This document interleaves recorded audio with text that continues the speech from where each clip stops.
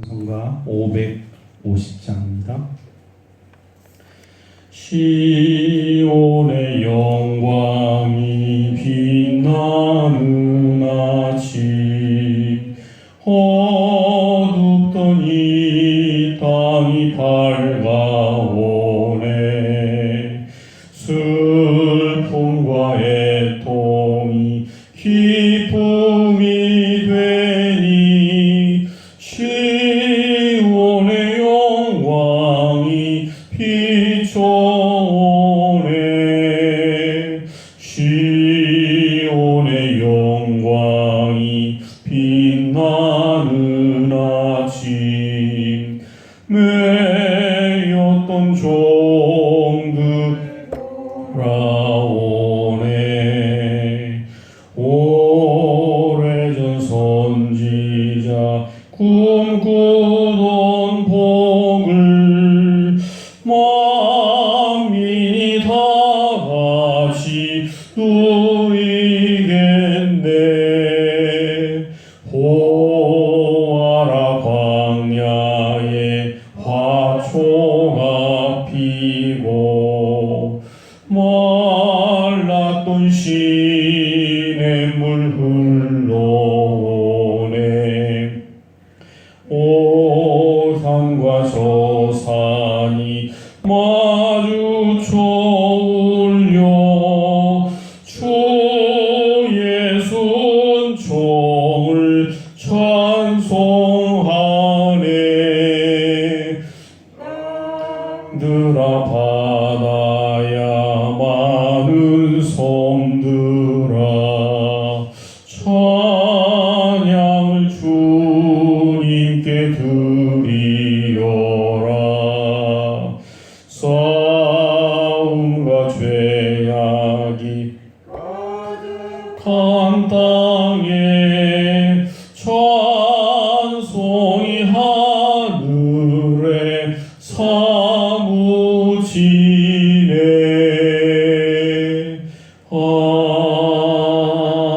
아멘.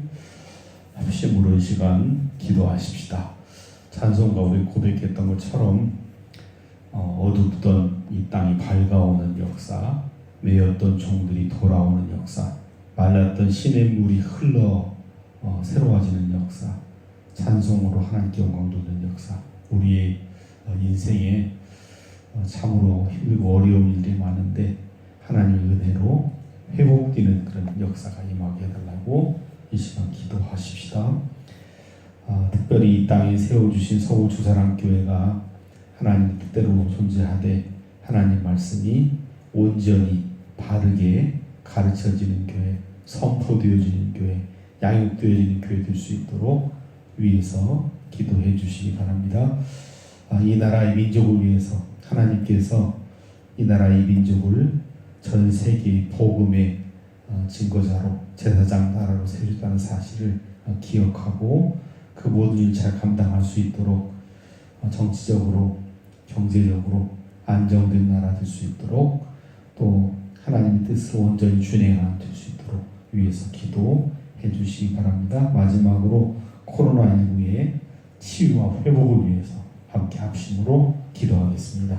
살아계신 아버지 하나님, 은혜로우신 아버지 하나님, 지키시고 도우시고 돌보시고 함께 하신 하나님 은혜로 인하여 감사, 찬송, 영광을 돌리옵나이다.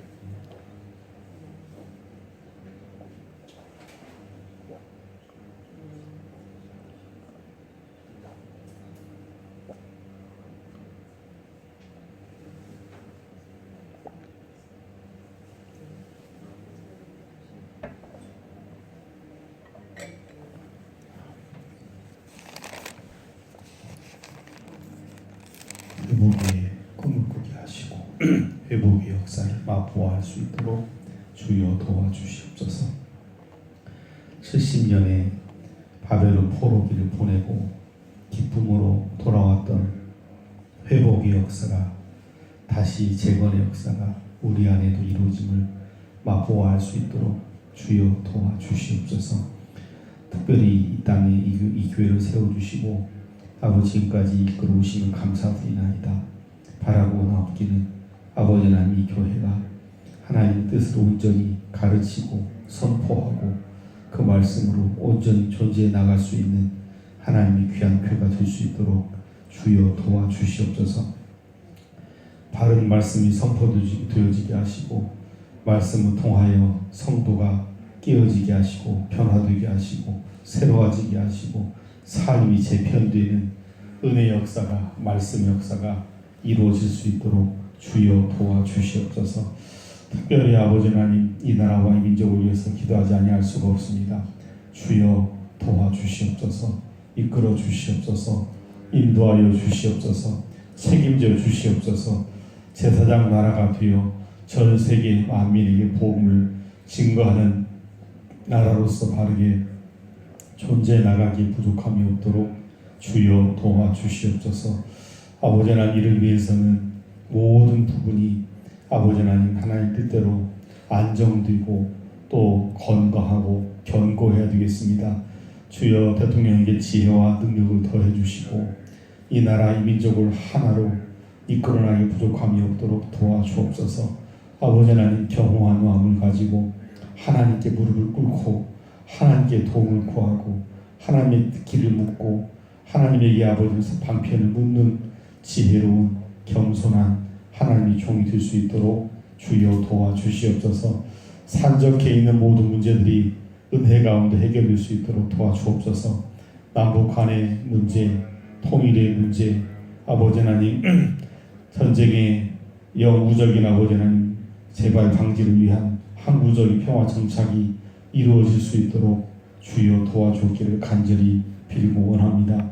아버지 하나님 남북 동서로 아버지 하나님 이념 사상 아버지 빈부 아버지 남녀 참으로 차별되고 이런저런 일로 말미암아 분열되어 있는 이 나라 민족의 연약함을 주님 기억해 주옵시고 하감하옵시고 하나님의 온전하신 뜻을 아버지 하나님 실현해 나갈 수 있는 나라 이 민족 될 수 있도록 주여 도와주시옵소서. 코로나19로 말미암아 참으로 장기간 아버지 어려운 가운데 있사오니 주여 지켜 주옵소서. 주여 돌봐 주옵소서. 주여 책임져 주옵소서. 이 모든 문제를 속히 종식시켜 주옵시고 아버지 궁극적인 방법으로 문제가 해결될 수 있도록 아버지여 도와 역사하여 주옵소서. 예수 그리스도 이름으로 간절히 기도하옵나이다. 아멘. 구약성경 에스라 1장 1절로 11절 말씀입니다. 구약성경 711면 에스라 1장 1절로 11절 말씀을 함께 교독으로 봉독하겠습니다. 이제 하나님의 음성을 듣도록 하겠습니다. 바사왕 고레스 원년에 여호와께서 예레미야의 입을 통하여 하신 말씀을 이루게 하시려고 바사왕 고레스의 마음을 감동시키심에 그가 온 나라에 공포도 하고 조서도 내려 이르되 바사왕 고레스는 말하노니 하늘의 하나님 여호와께서 세상 모든 나라를 내게 주셨고 나에게 명령하사 유다 베들 예루살렘에 성전을 건축하라 하셨나니 이스라엘의 하나님은 참 신이시라. 너희 중에 그의 백성 된 자는 다 유다 예루살렘으로 올라가서 이스라엘의 하나님 여호와의 성전을 건축하라. 그는 예루살렘에 계신 하나님이시라.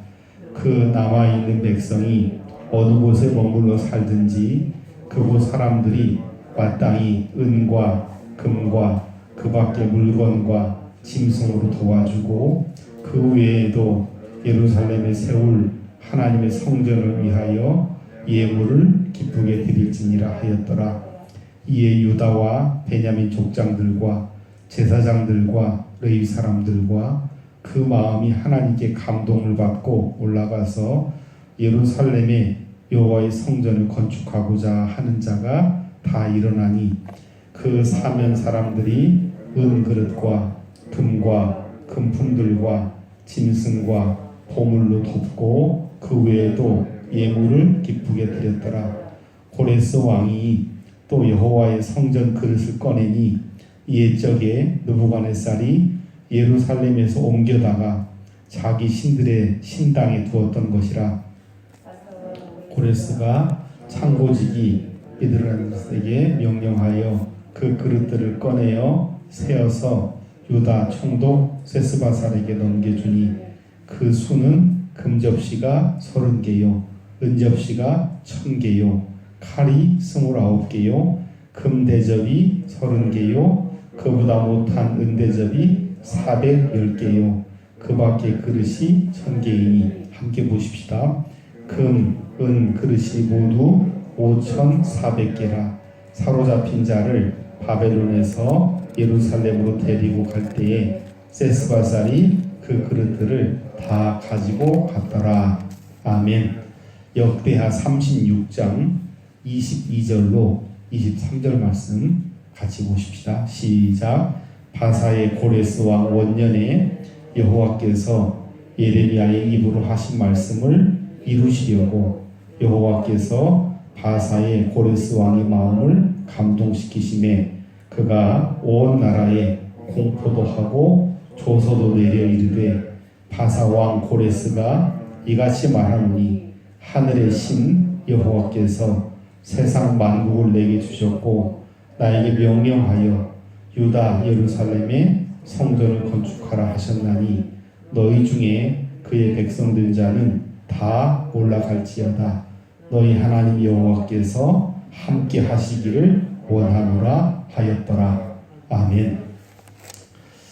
참으로 아름답고 복된 날입니다. 이 하루도 하나님께서 내게 선물의 날을 주셨다라고 하는 마음가짐으로 이 하루를 아름답고 복되게 살아갈 수 있는 여러분들의 하루가 되시기를 주님의 이름으로 축복합니다. 어제까지 역대하 말씀 보았고 오늘부터 에스라, 느헤미야를 함께 시작하려고 합니다. 신앙생활을 하면서 가장 우리가 중요하게 여기고 이렇게 분량을 채워 나가야 될 영역이 있습니다.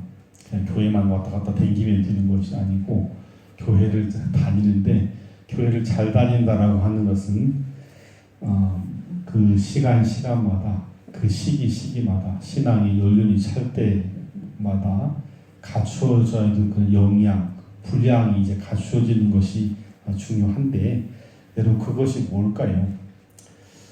우리가 아이들을 키워보면은 기대 수준이라는 게 있잖아요. 그러니까 막 이제 젖먹이 아이한테 엄마 아빠 나오게 한다든지 막 걸어서 뛰어서 이건 아닌 거죠. 분명히 이 아이는 그런 잠재의 가능성을 가지고 있는데 때가 되면 하는 거죠. 마찬가지로 신앙에 입문을 해서 신앙생활을 해나가는 우리에게 이와 같은 어쩌면 기대 수준 혹은 요즘 심리학적 용어로 하면 성취 과업 그때마다 이루어가야 될 어떤 과업 역량이 있다고 볼 수 있는데 저는 그 가운데 가장 중요한 것이 성서에 대한 이해라고 생각을 합니다. 그러니까 신앙 그냥 여러분들이 전도할 때도 조심해야 될 게 그냥 교회만 댕겨 이제 모든 만사가 해결돼 그게 아니고 교회만 다니는 것도 중요하지만 교회를 다니면서 반드시 성서를 봐야 되고 성서를 읽어야 되고 성서를 묵상을 해야 되고 사실 성서를 통해서 하나님께서 말씀하신다라고 하는 것을 성서를 통해서 바로 당신에게 말씀하고 있다는 사실을 이제 가르쳐 줘야 되죠. 항상 누군가 옆에서 도와주고 그래야만 되는 게 아니고 당신이 이제 처음에 왔을 때는 주변에서 도와주고 이렇게 하지만 젖 먹다가 우유 먹다가 연한 음식 먹다가 단단한 음식 먹는 것처럼 너도 신앙의 시간이 지나면 단단한 음식을 먹듯이 성서를 이해해야 된다. 그런 그 태도가 중요합니다.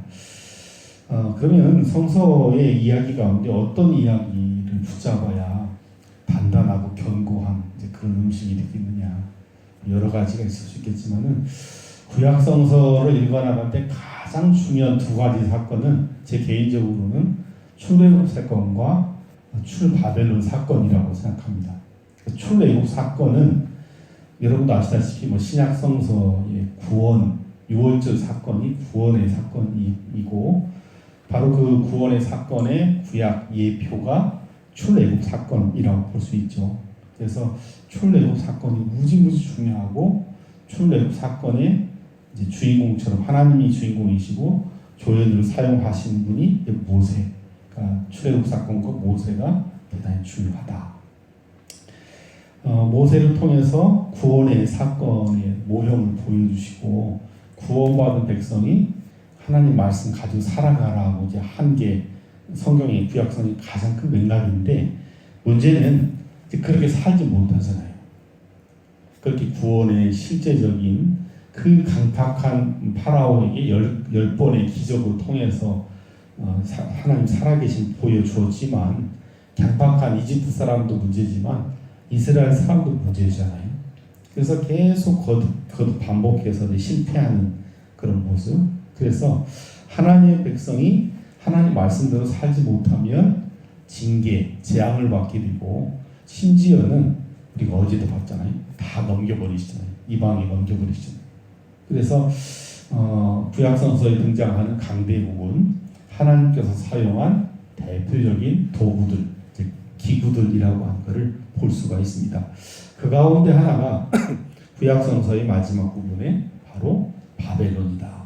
남부 왕조가 북왕조는 이제 아수르에게, 그 아수르가 이제 바벨론에게 멸망당하는 그런 과정을 우리가 살펴봤는데, 그런 의미에서 출 바벨론 사건, 바벨론에게 포로로 끌려간 것은 하나님이 하신 일, 하나님께서 불순종한 이스라엘 백성을 향한 하나님의 심판, 징계 뜻이고, 바로 이때 이제 중요하게 사용되는 인물들이 바로 에스라, 느헤미야 이런 사람들입니다.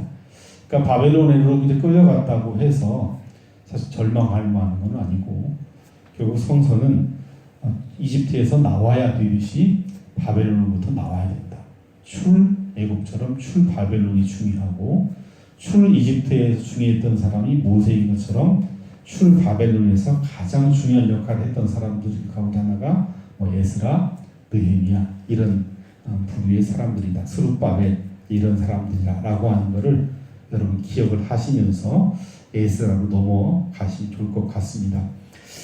역대상하를 공부할 때도 말씀을 드렸는데 역대상하의 저자는 성경에 기록되어 있지 않습니다. 그러나 에스라로 보는 게 대표적이다라고 말씀드렸고, 그리고 에스라, 느헤미야도 에스라가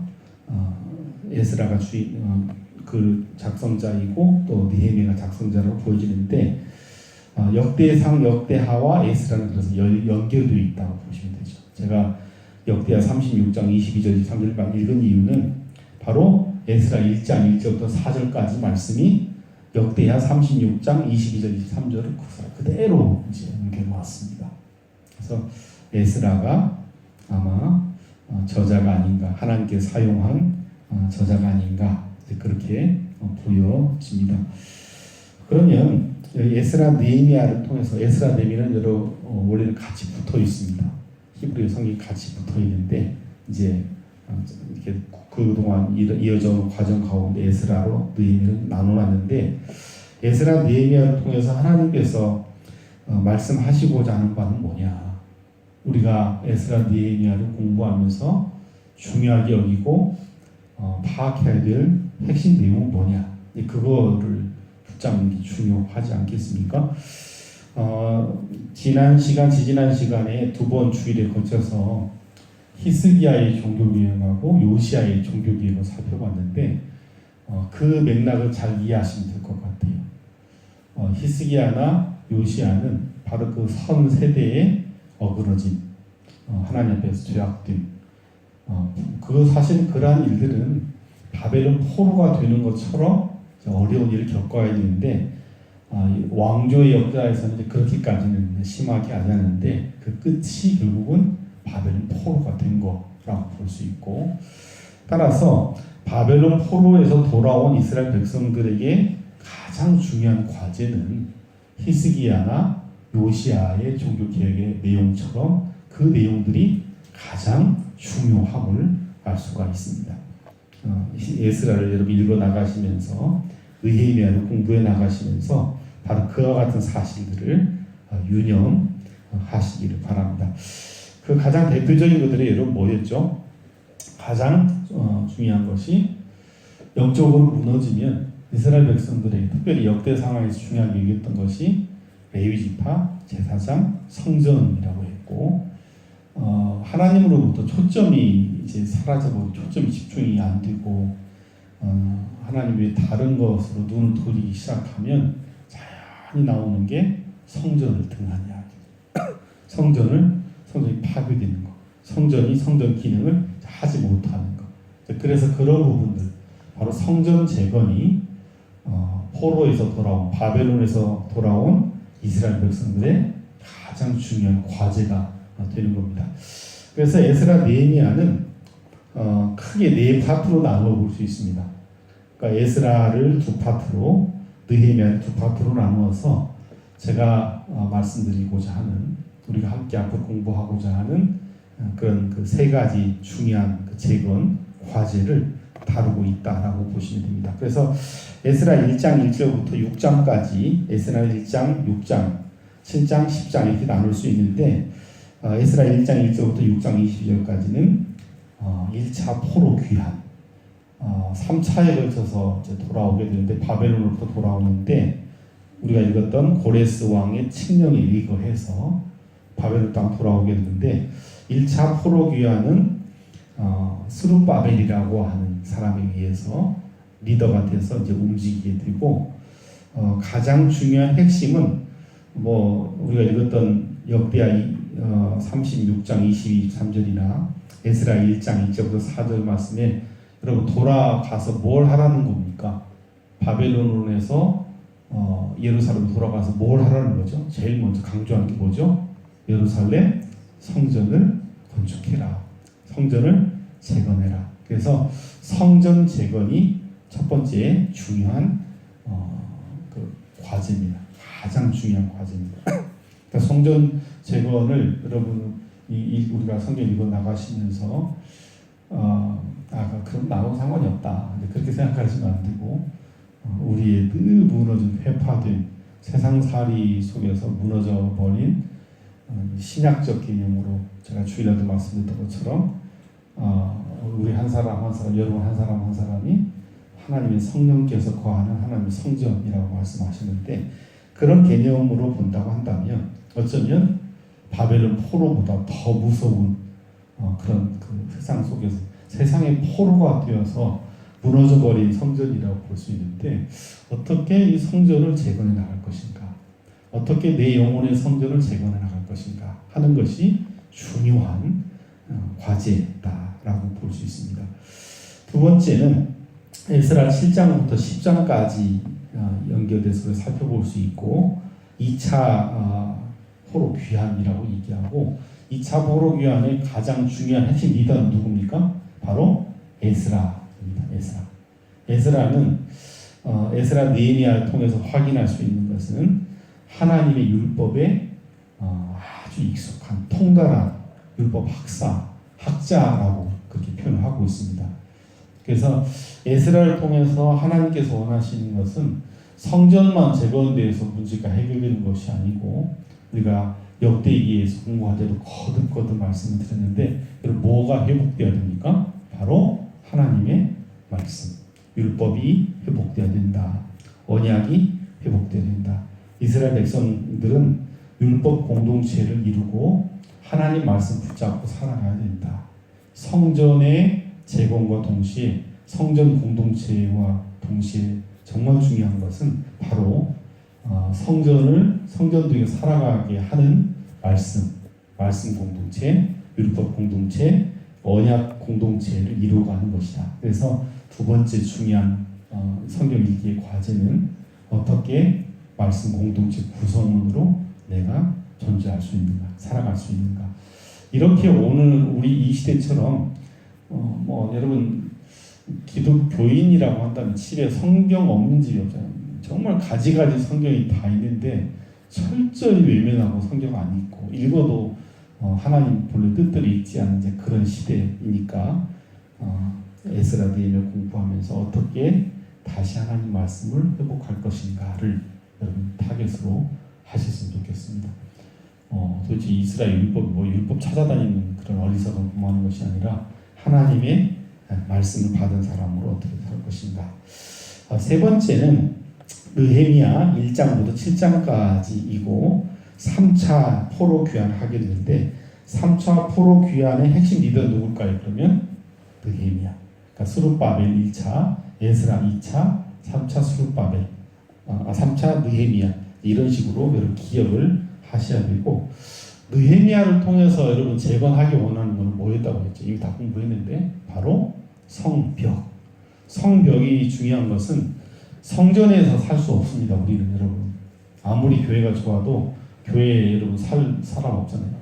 성전과 성벽, 그 성전과 여러분의 삶의 현장을 연결시켜 놓는 게 성벽입니다.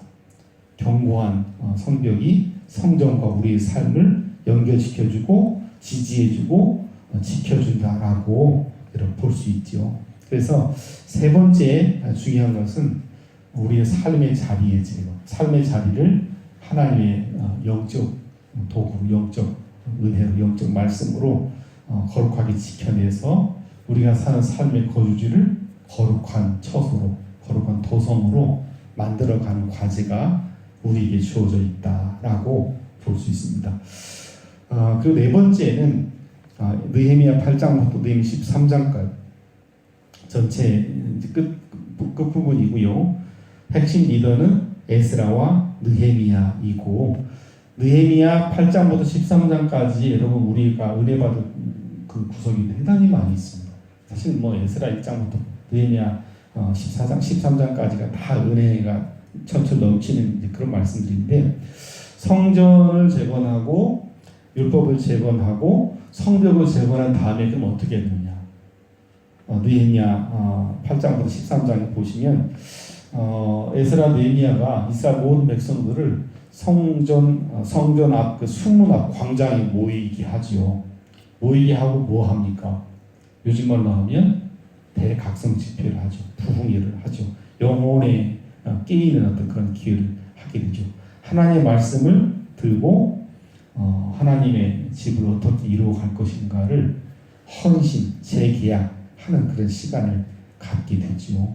그러니까 결국은 성전 재건과 율법 재건과 성벽 재건을 완성하는 일들은 하나님의 말씀을 들고 하나님의 집, 베델을 이루어가는 과정, 그거를 이제 헌신하는 과정을 통해서 이루어진다라고 볼 수가 있습니다.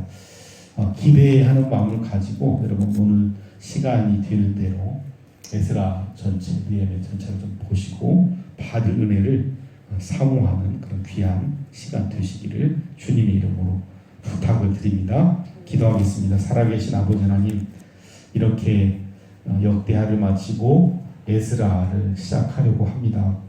참으로 우둔하고 게으르고 영적 태만한 가운데 있는데 우리를 깨워주셔서 날마다 새벽마다 정말 흘러넘치는, 차고 넘치는 참 기가 막힌 하나님 은혜를 경험하는 새벽 말씀 듣는 시간이 될 수 있도록 주님 도와주시옵소서.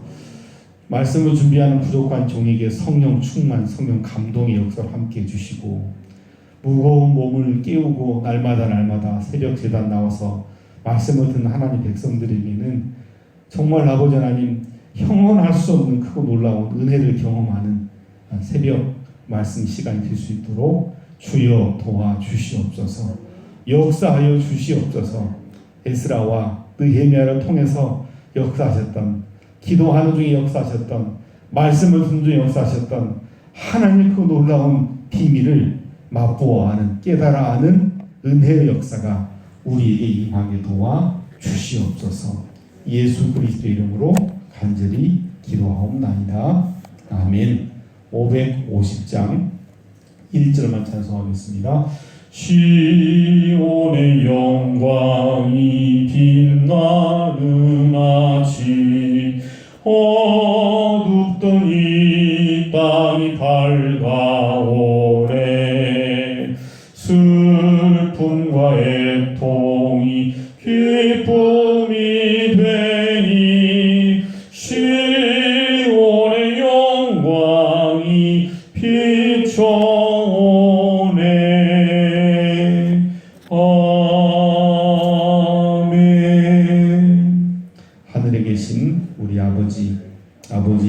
거룩하게 하시며 아버지의 나라가 오게 하시며 아버지의 뜻이 하늘에서와 같이 땅에서도 이루어지게 하소서.